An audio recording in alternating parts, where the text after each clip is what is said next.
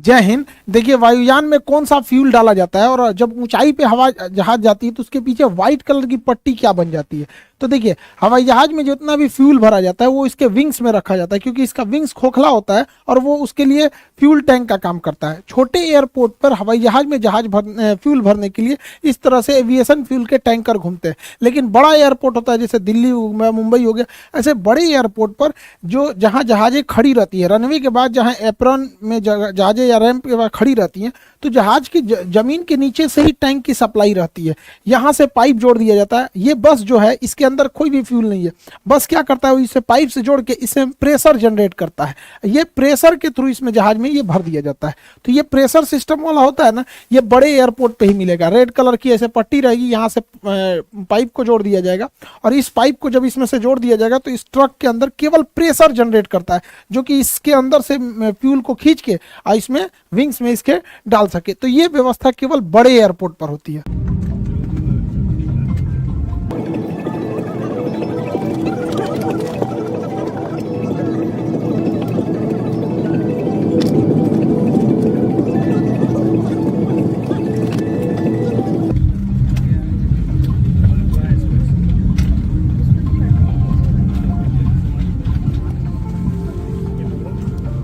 जहाज में जो फ्यूल डाला जाता है वो इसके विंग्स में होता है, आउटर, इनर, सेंटर, फिर इनर और आउटर विंग्स में ही भरा जाता है।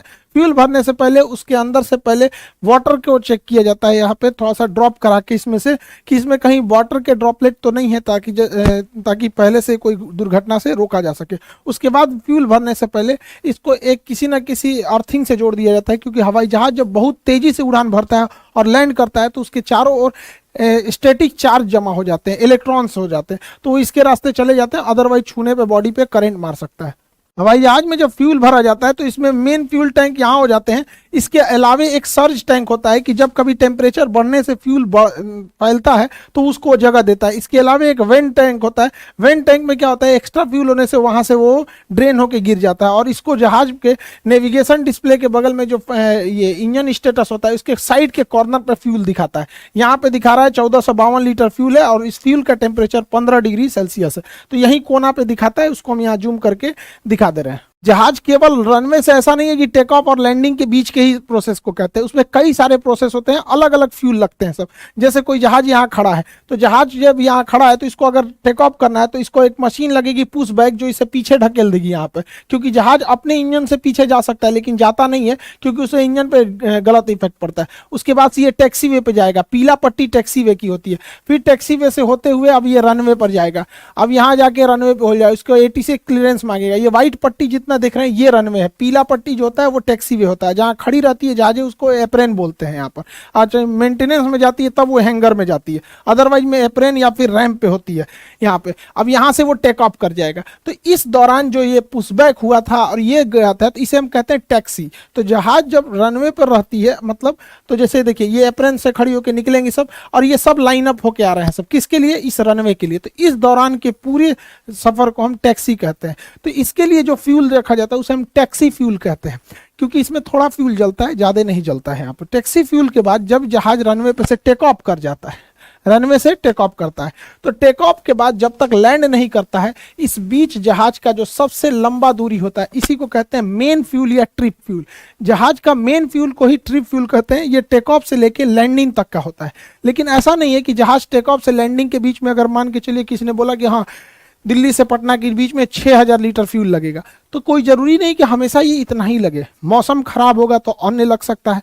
पटना पहुंच गया, पता चला पटना एयरपोर्ट पे पहले से ट्रैफिक है, तो उसको ऊपर ही घुमाएगा, तो कुछ एक्स्ट्रा फ्यूल चाहिए होता है। तो जब टेक ऑफ के बीच मेन फ्यूल यानी ट्रिप फ्यूल के अलावे एक कंटीजेंसी फ्यूल होता है। कंटीजेंसी फ्यूल क्यों होता है कि अगर हवाओं का दिशा विपरीत है, या फिर मौसम खराब है, चक्रवात आया है, या फिर जहाज को कम हाइट पर उड़ने के लिए ATC ने बोला है, तो लो हाइट पर उड़ने पर बादलों का ड्रैग और हवाओं का ड्रैग ज्यादा होता है, जिस वजह से उसमें फ्यूल कंजम्पशन ज्यादा होता है। तो ट्रिप फ्यूल के अलावे कुछ एक्स्ट्रा आप बहुत ब्रिलियंट है भी डाल दिया जाता है कंटीजेंसी फ्यूल के नाम पे, कि भैया मौसम खराब होगा, रास्ते में ले जाओ एक्स्ट्रा इसको। स्ट्रिप फ्यूल के अलावे भी इसमें एक एडिशनल फ्यूल डाला जाता है, मतलब कुछ और भी फ्यूल एक्स्ट्रा भर दिया जाता है, ये कह के कि लो इसको एडिशनल रखते रहो, क्योंकि मान के चलिए फ्यूल अगर जहाज आ गया पटना एयरपोर्ट पे, यहाँ जगह नहीं है तो उसको ऊपर ही ऊपर घुमाएगा, उसे कहता है होल्डिंग, होल्डिंग पे रखेगा कि भैया अभी तुम घूमते रहो, अभी खाली नहीं है। उसके बाद जब खाली होगा रनवे तब कहेगा उतरो। तो कभी कभी क्या होता है, उतरने के दौरान अचानक पायलट को लगता है कि नहीं नहीं यह गड़बड़ हो गया, थोड़ा मेरा हाइट तो ज्यादा ही रह गया, हम एक काम करते हैं अगली बार आते हैं, तो उसे कहते हैं गो अराउंड। उतरते उतरते रहेगा फिर वापस घूम जाएगा, तो उसे कहेंगे गो अराउंड। उसमें भी फ्यूल एक्स्ट्रा लगता है, तो कुछ एक्स्ट्रा फ्यूल दिया जाता है। कभी कभी क्या होता है, जहाज रनवे पर टच डाउन करा देता है, उतार देता है, लेकिन उसको लगता है कि भैया हमने कुछ ज्यादा ही दूर उतार दिया, रुकने से पहले ये लड़ जाएगी, एक काम करो वापस उड़ा देते हैं, तो उसे कहते हैं मिस अप्रोच। ऊपरे ऊपरे लेके चल गया गो अराउंड, ऐसे मिस अप्रोच। तो इसमें भी फ्यूल लगती है, तो कुछ एक्स्ट्रा फ्यूल और भर दिया जाता है उसमें, उसे हम कहते हैं एडिशनल फ्यूल। सब एक ही टैंक में जाता है लेकिन कर दिया जाता है। जैसे आप लोग घर से पैसा नहीं लेके आते हैं कि लो बउआ ये स्कूल का फीस रख लो, ये पॉकेट खर्च रख लो, ये लो कुछ और पैसा रख लो, बीमार पड़ जाओगे, तो ऐसे ऐसे करके आपको पैसे दिए जाते हैं ना, तो कुछ एक्स्ट्रा भी दे दिया जाता है। वैसे ही हो गया एडिशनल फ्यूल। इस एडिशनल फ्यूल के अलावे इसमें अल्टरनेट फ्यूल भी रखा जाता है, कुछ और फ्यूल दे दिया जाता है। अल्टरनेट फ्यूल क्यों दिया जाता है कि जब कभी भी एयरपोर्ट पे जाते हैं तो हो सकता है कि उस वेद वहां इतना हैवी ट्रैफिक हो कि वहां आपको उतरने के लिए परमिशन ही नहीं दे, कहे कि दूसरे शहर में जाके उतर जाइए, या फिर मेंटेनेंस का काम चल रहा हो, एयरपोर्ट खराब हो, विजुअलिटी एकदम कम हो। अक्सर देखेंगे ठंड के मौसम में कि इस एयरपोर्ट पे नहीं, आप दूसरे एयरपोर्ट पे उतरिए, तो दूसरे एयरपोर्ट पे जाने के लिए भी चाहिए ना फ्यूल, की ऊपरा कहेगा कि भैया हम फ्यूले लेके नहीं आए थे, तो उस एक्स्ट्रा फ्यूल को हम लोग कहते हैं अल्टरनेट फ्यूल। उसमें डाल दिया जाता है कि दूसरे शहर पे भी जाके तुम लैंड कर सकते हो। इन सब के अलावे जहाज को 30 मिनट तक यानी आधे घंटे तक एक्स्ट्रा उड़ने भर का फ्यूल डाल दिया जाता है, जिसे हम लोग कहते हैं रिजर्व फ्यूल। रिजर्व फ्यूल जब भी काम आएगा, जब इमरजेंसी होगी तब, सारा फ्यूल खत्म, अब उसको पास महज आधे घंटे और उड़ान भरने के लिए फ्यूल बचा है, तो ऐसे फ्यूल को हम रिजर्व फ्यूल कहते हैं। ये बहुत रेयर केस में ही इसका यूज किया जाता है। तो जहाज में जितना फ्यूल होता है उस फ्यूल को हम कहते हैं block fuel. Block fuel 6 type के फ्यूल से होता है। इसका कुछ taxi fuel, trip, contingency, additional, alternate and reserve fuel, इन जितना फ्यूल बताएं इन सब को जोड़ देंगे तो उसे कहते हैं ब्लॉक फ्यूल। तो जहाज कितने फ्यूल को लेके जाता है? ब्लॉक फ्यूल को, ताकि वो अपने ब्लॉक टाइम पर अपना उड़ान भर सके। अब ब्लॉक टाइम क्या होता है? देखिए, ब्लॉक फ्यूल तो जितना फ्यूल का कंजम्पशन होता है लैंडिंग से लेके टेक ऑफ से लैंडिंग के बीच में, उसे हम लोग ब्लॉक फ्यूल कहते हैं। ब्लॉक टाइम क्या होता है?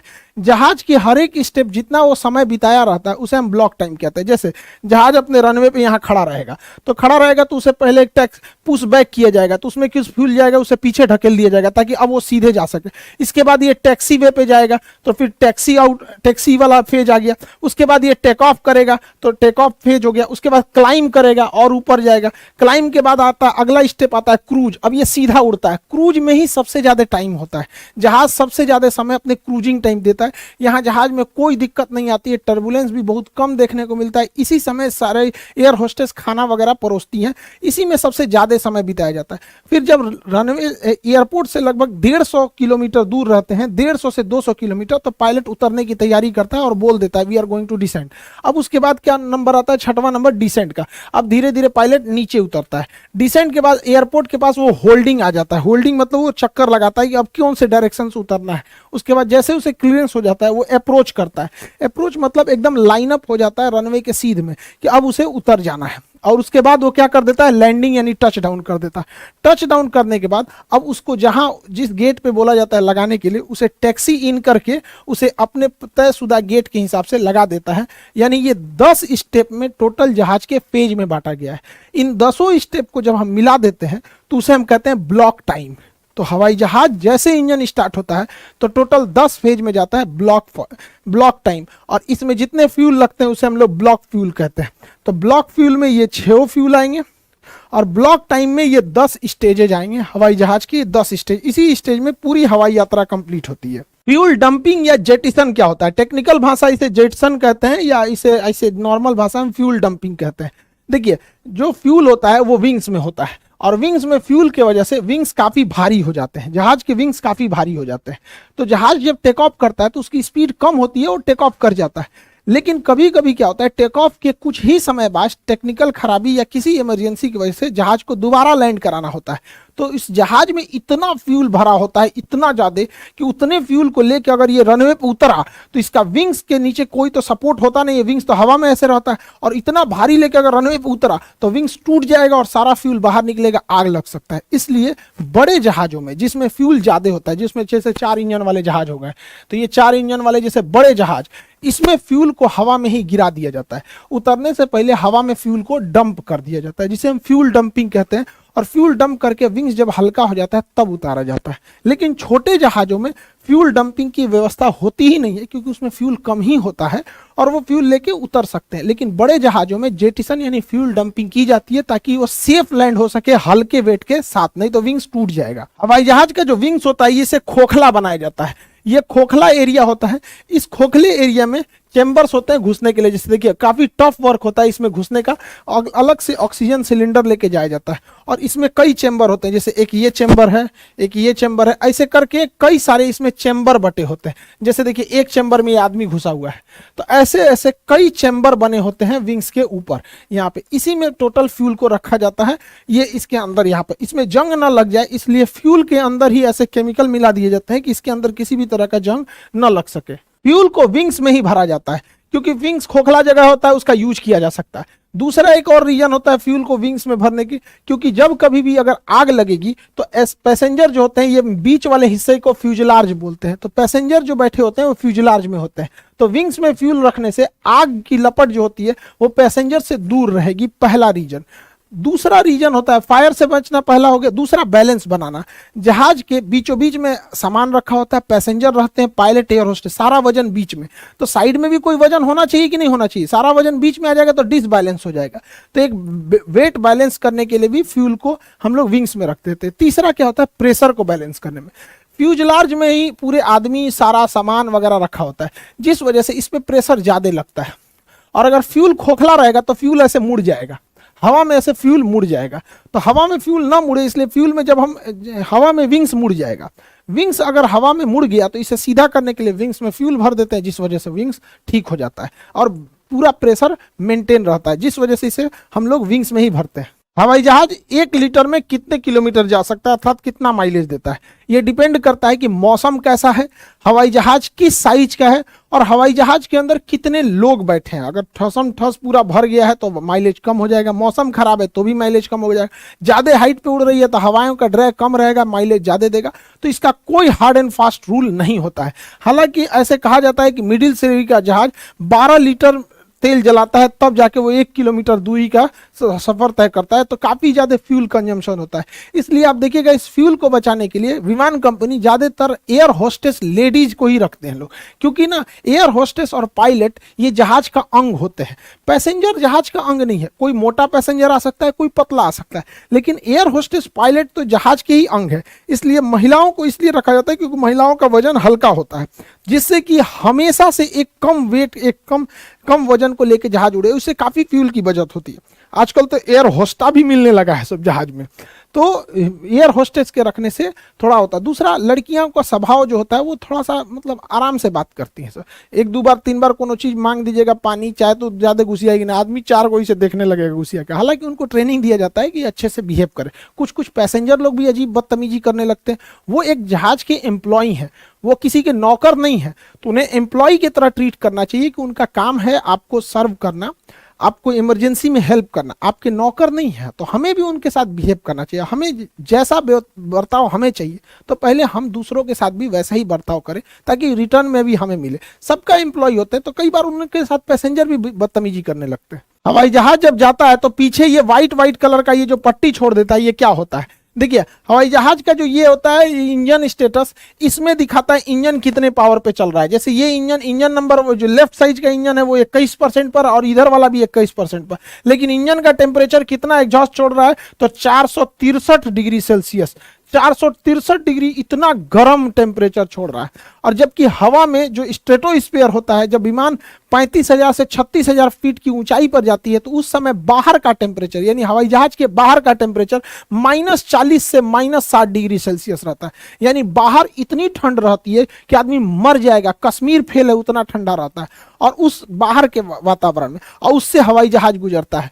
तो इंजन जब धुआं निकलता है तो उसमें वाटर ड्रॉपलेट्स भी बहुत ज्यादा रहते हैं। जैसे हम लोग अपना एग्जॉस्ट यानी जो सांस छोड़ते हैं तो उसे भी तो एग्जॉस्ट कहते हैं। तो हमारा शरीर है 37 डिग्री सेल्सियस पे, लेकिन ठंड के दिन में हमारा वातावरण हो जाता है 0 डिग्री सेल्सियस। कई बार हम लोग के यहाँ ठंड के समय में मौसम चला जाता है 0 डिग्री, जबकि शरीर के अंदर है 37 डिग्री। तो हम लोग जब अपना एग्जॉस्ट यानी जब हम अपने से एयर एग्जॉस्ट करते हैं तो इसमें वाटर ड्रॉपलेट बाहर निकल के जम जाते हैं। तो ठंड के दिन में आप भी फील किए होंगे ऐसे जम जाता है। तो जैसे हमारा भाप जम जाता है ठंड के दिन में, तो 37,000 फीट की ऊंचाई पर 12 महीना ठंडी का दिन रहता है, -40 से -60, उसका भी धुएं के अंदर का वाटर ड्रॉपलेट जम जाता है। जैसे हमारा सांस कुछ देर बाद हट जाता है, ऐसे ठंड के दिन में बचपन में किए होंगे, देखते हैं कितना देर रुकता है।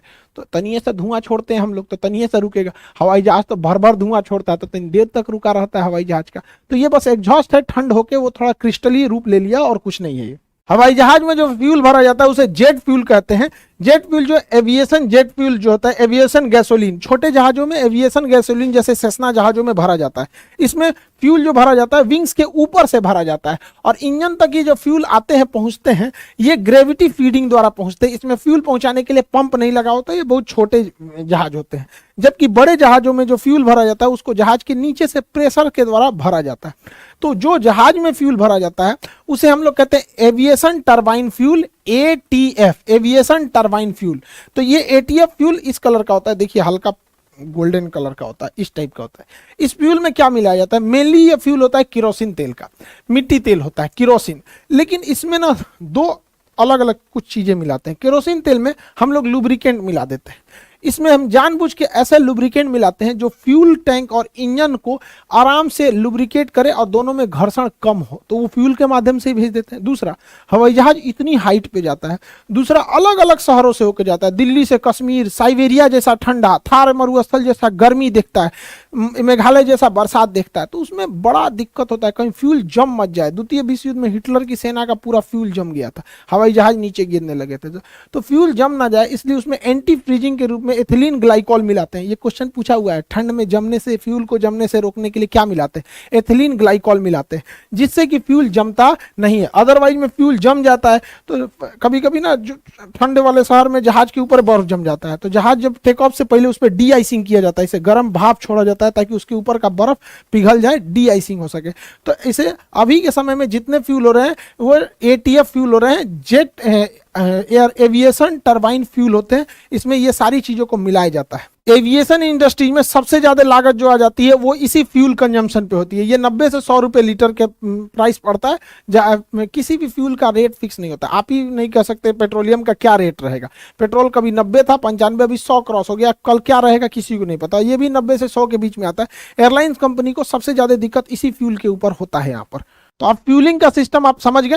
हवाई जहाज की कई सीरीज बना दी है, इसको खत्म ही कर देते हैं। जैसे उधर वाला ट्रेन वाला खत्म कर दिया, हवाई जहाज भी खत्म ही कर देते हैं। तो आई होप आप इसे समझे होंगे।